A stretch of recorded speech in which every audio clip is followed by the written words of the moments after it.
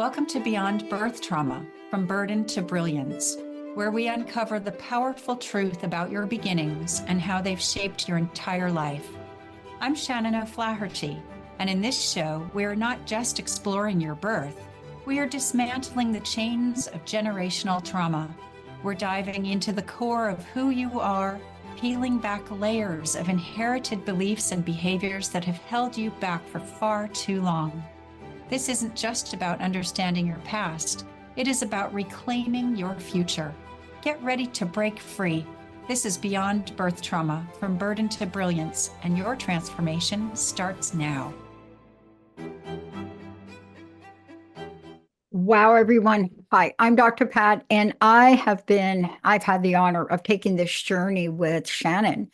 And we want to make an announcement before we get going. First of all, let me say about this episode, tracking feelings of loneliness, inadequacy, and invisibility. And this is a powerful, powerful, powerful episode because most of the time we're either in denial about ourselves or denial about the people around us. But before we get to that, Shannon, great. You're like, tell everybody about the transition we're going to be doing here.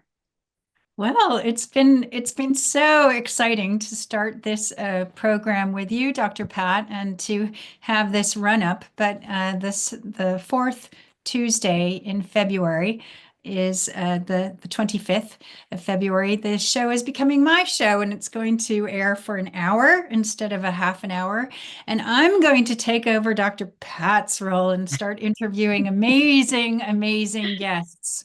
And I have a handful of them lined up already, but I'm very excited about the next phase.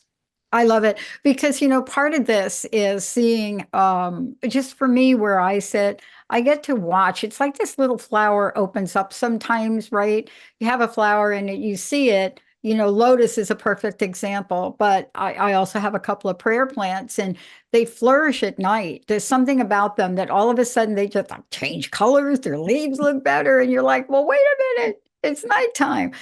But part of this is really coming out and having a voice, and that's what you're doing.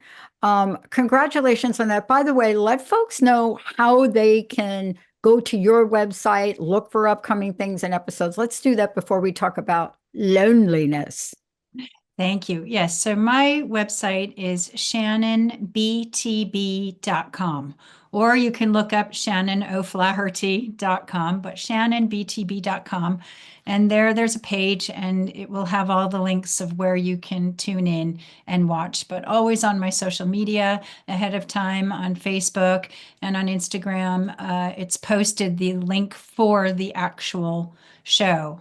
And I'm very excited because my first guest is Dr. Helen Orombi, and she's a psychiatrist and psychotherapist and transformational coach. She's been a colleague. I've worked with her, and she's just got so much wisdom. And we're going to be talking about ancestral stuff because she comes from Uganda and she's got a whole different viewpoint on it. Really, Exactly. Really cool.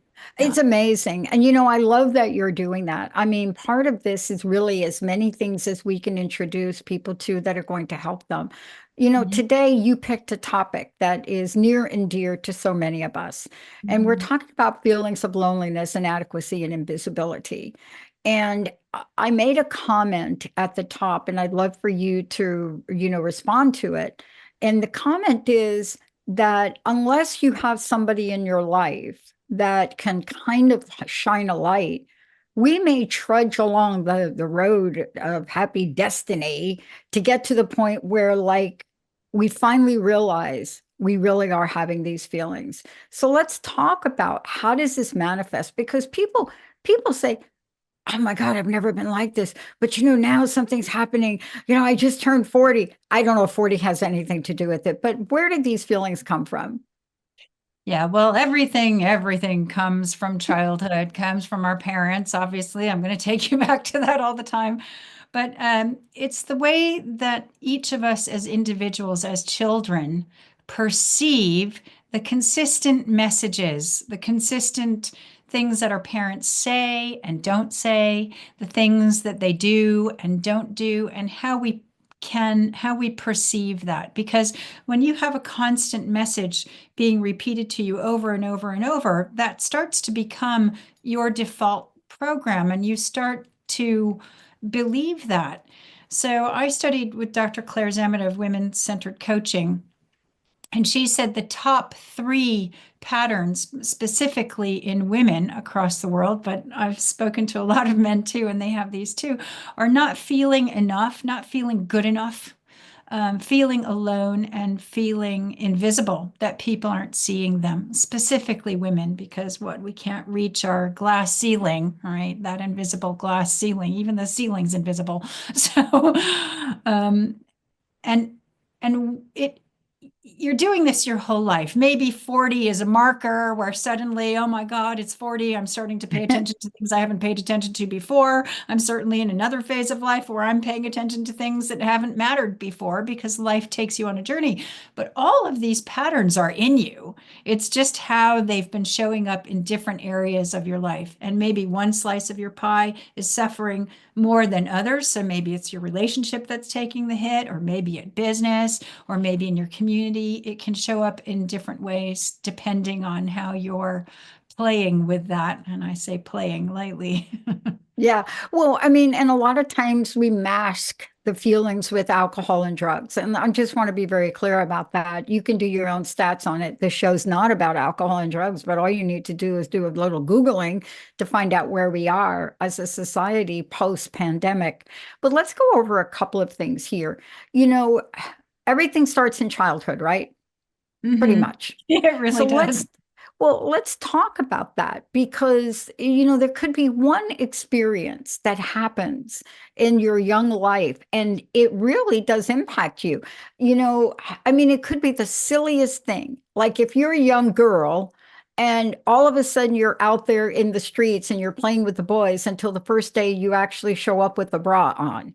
Hmm. Now, that's how that gets accepted or responded to. Something that may seem so benign can have a lifelong impact on body image. And we just don't take the time to really look back at that.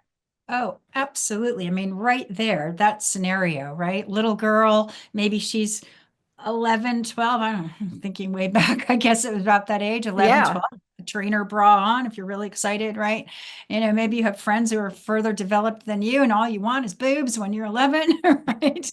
But then it changes your reality, and you might get teased, you might get bullied, or suddenly maybe you are a woman and men start to look at you differently. And that's strange because you're still a child, right? So you've got all sorts of mixed messages coming in. And in terms of invisibility, one of the responses to being invisible is that we make ourselves disappear. You mentioned drugs and alcohol. Yeah. That's like numbing out because we're not in touch with our actual feelings. And so that little girl wearing the bra for the first time, maybe her true feelings is like, "Ooh, look at me. I'm so proud. I've got a bra on." But then suddenly she's being bullied and she's feeling terrified and doesn't want to be seen. And so she's going to make herself super small. Maybe she's going to ditch the bra, and not like that might cause her to become a raging feminist down the line. You don't know how it's going to Yeah. manifest. Yeah, that's the You story of just my childhood right there. You nailed it. Um, right. but there's so many things that come out of this. Let's talk about them. And I think if we mention them, all of you just get your little list out and think about this. Is this you? Low self-esteem, right? Is this you? Overly compliant, people pleasing, right? Shan, you're going to talk about all of these. Yeah. How about oopsie, can't make a decision? Oh, I don't know if I want my eggs over easy or not. Okay, is Yeah. that sounding like you for a minute right there? Yeah. Just think about it. Don't answer yet. But let's walk us through this, because these are the things that show up. But I think you said something earlier, and I'd like you to talk about. Sometimes they don't show up until later in life, but sometimes they show up earlier, right? Hmm. Hmm. Let's go through these and talk about what the impact of these things are, because they also manifest certain beliefs. And Yeah. that's the Yeah. hangnail, really. Well, that's it, because it's those beliefs that you take in as your truths, as your template of the world, and what you're going to keep creating to make a self-fulfilling prophecy. It's those belief systems, those neural pathways in your head that keep running that same program. In terms of like low self-esteem, the beliefs might be like, I'm not good enough or I can't do it, even though you're perfectly good enough and you can do it. But say, let's just say, this isn't me, but let's say you had a really enabling parent, right? Who, instead of the parent just letting the kid try, fail, keep trying, would go and do it for them, right? Then the kid isn't going to learn. Or if the kid was, say you're learning to ride a bicycle, right, without the trainers for the first time, and we might fall off a few times. If the kid was getting upset and the parent got upset with the child wasn't going to feel encouraged to keep trying and give it another go. Whereas if the parent is like, oh, well, you fell off. That's why we practice on grass. Get back on. Let's go again. Is this fun? Like whole attitude makes a whole different energy around what's happening. So it's not always what exactly is being said. You might think, oh, my parents were great. They were perfect in every way. It's not even possible. Yeah. But it's how you've perceived it. Were you getting enough attention? Some kids need a lot of attention. Some kids don't want attention, right? Well, most kids want some kind of attention, but some kids need more space than other space. Like that's why we grow up as the adults that we are with all of these different attachment styles, right? Yeah. Because of what we're constantly reaffirming in our lives growing up. Yeah. One of the things I was really struck by in looking at today's show, getting ready for it, is I thought about myself, but then I thought about my sister Joyce, and she just popped in. I know she's up there somewhere doing something, hopefully not selling cocaine or anything like that up there in Probably heaven. past that stage now. Yes, we're past that. But I thought about her and I thought about the things that shaped her life. And I remember my dad. My dad did not pay much attention to me, and I'm really glad about that. But my Mm. stepsister Joyce, he adored her. But the way that he did that with her, my stepmom tried to, I call her Mama Dara. She tried to do her best. But you don't hold your breath waiting for my dad to say something to this gorgeous, gorgeous, beautiful Cindy Crawford kind of look in person, green eyes. Could never paid her a never paid her it was always, what'd you do with your hair? I mean, it was like that. And I'm telling you that the difference between her and I in growing up is fundamentally can be traced back to how well my mom protected each of us from that. Now, you can't change your dad, he's your dad. But the impact of that on her was staggering to me as I got older. You can have, and this is why it's so fascinating in families. Part of me secretly wishes I'd become a family therapist because I love working I with know, people. me too, right? Oh, because you get the whole story. You don't just have one person's take on it. You get the whole everybody's stories.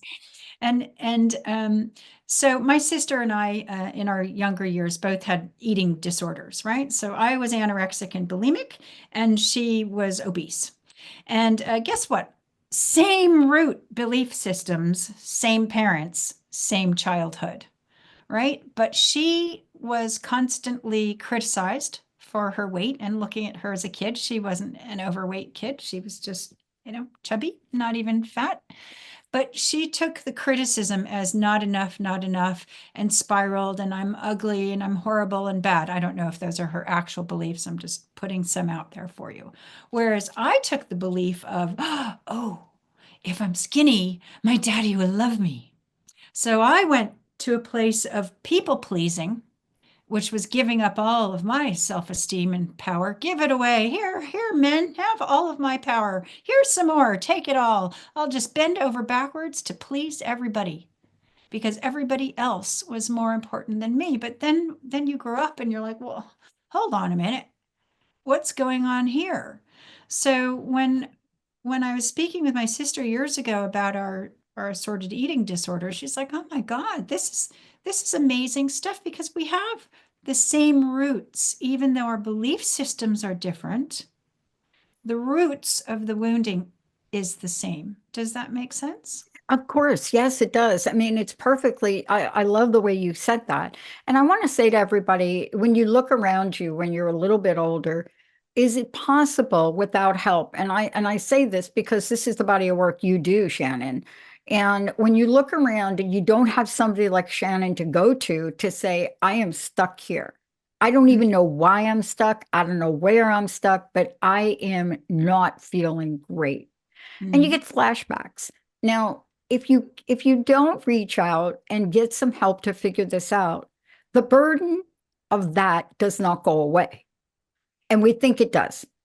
It doesn't. And then something happens in life, usually later Oh, in life, because, and it happens later because in the early years, you're too busy. You're too busy trying to grow up, figure it out, parent young children, do whatever, get over your addictions, et cetera, et cetera. And then you hit 40s and life kind of starts to look a little bit different. Things balance out a little bit.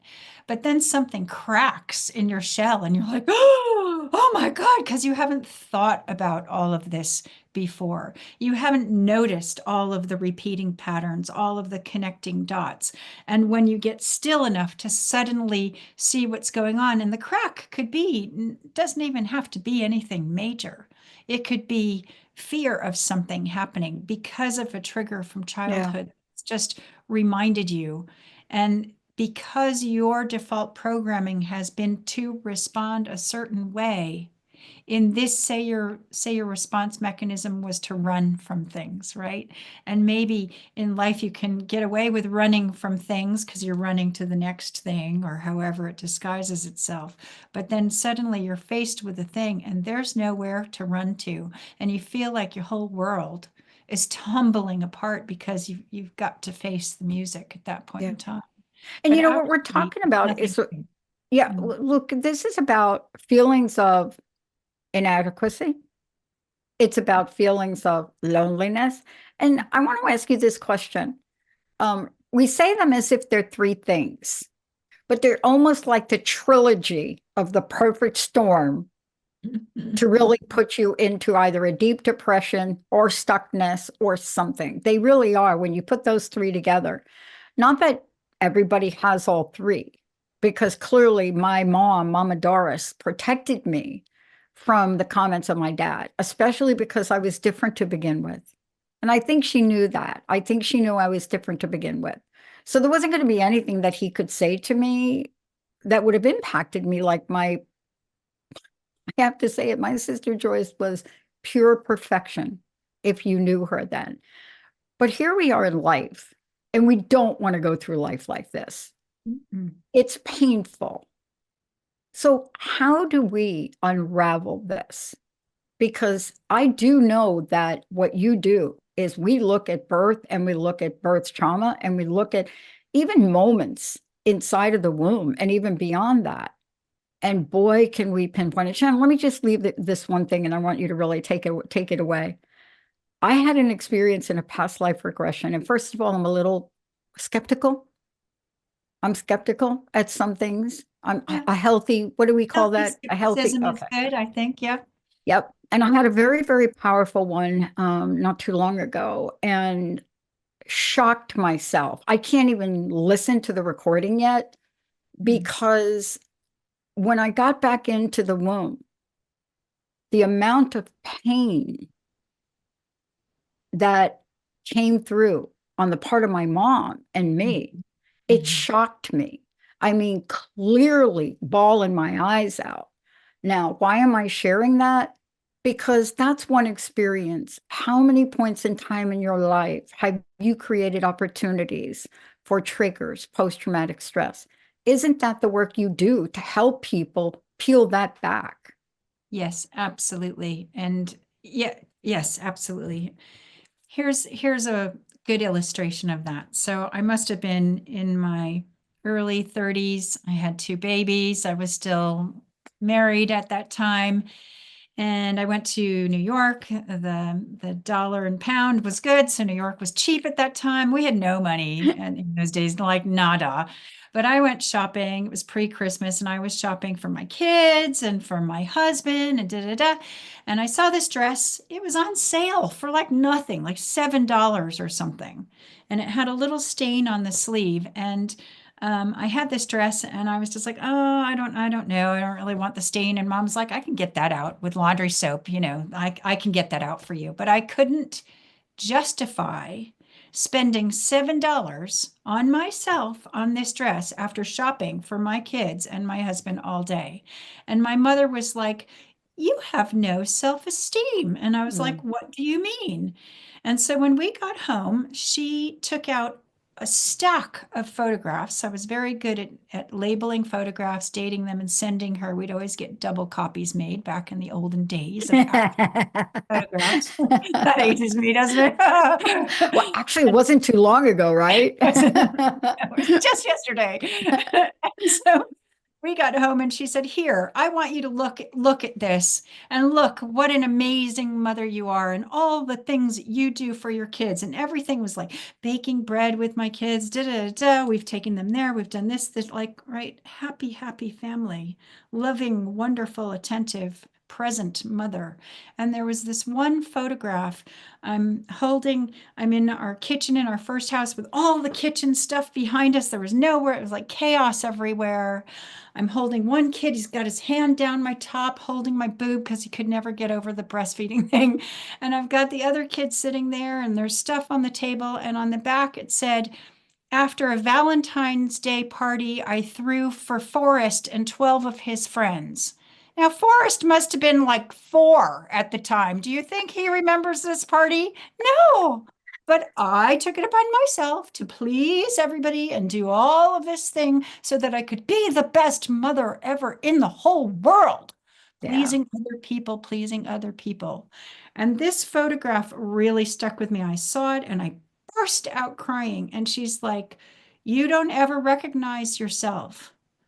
And then I think the work started after that because I started to see like how much I gave and gave and gave and gave and gave at Yeah. my expense. And what we're talking about, I mean, you can be like you and I, we're in the same family as other people, maybe siblings, cousins, who knows what they are. But then here we go. There's an influence to the order of our birth. Number one, like Yeah, who came first? Like my sister was 12 years older than that's me. a big jump. That's a big jump. And Almost there's like like being an nobody in only between. child. Yeah. Yeah, Yeah. It's yeah, like nobody in between. But yeah. then there's who pays attention. Like my poor sister, I'm like, I mean, I went at my dad at some of the things he would say to him because, I mean, you have to understand who I was as a kid and a little bit still am. I mean, I was like, I had more incidences of soap in my mouth than anybody can imagine. Or I mean, you understand I that had old school threats. soap in your mouth, right? But this is what and then let's talk about in the few minutes we have left, this is something important to talk about. Peer influences in the 21st century. Come on. Yeah. Well, it's really interesting because if you know people who were only children, the world does tend to revolve around them. They never learned to share their toys. They didn't socialize the same way that other kids did. They were often in a lot of adult company.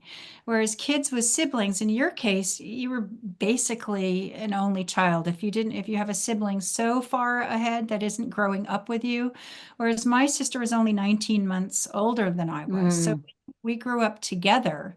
And because of all of our travels, we were forced together, but we were very different personality types.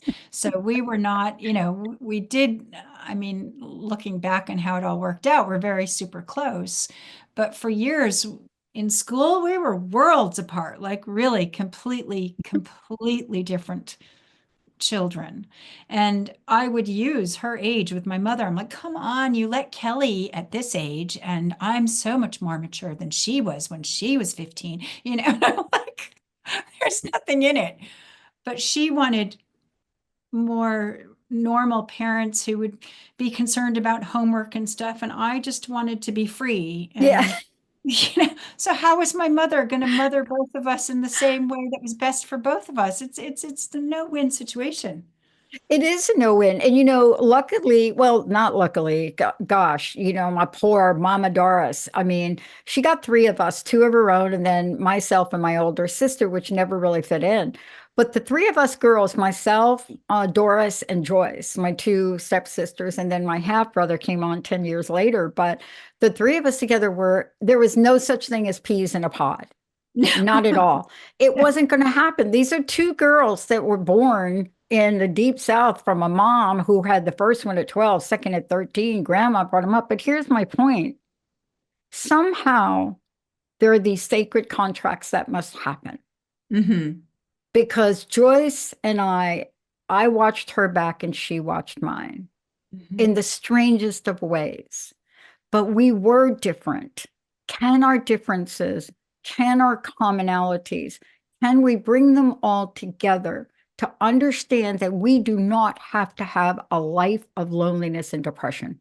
Yes, absolutely. And it comes down to communication, clear communication with yourself and with others, and it comes down to understanding why you tick the way you do. My sister and I have a verbal conscious agreement to disagree. We have an agreement to disagree. So, like, okay, without it ruining our relationship, because we're not going to agree on things. And sometimes I have to rise above it and we're not going to talk about it because she doesn't want to.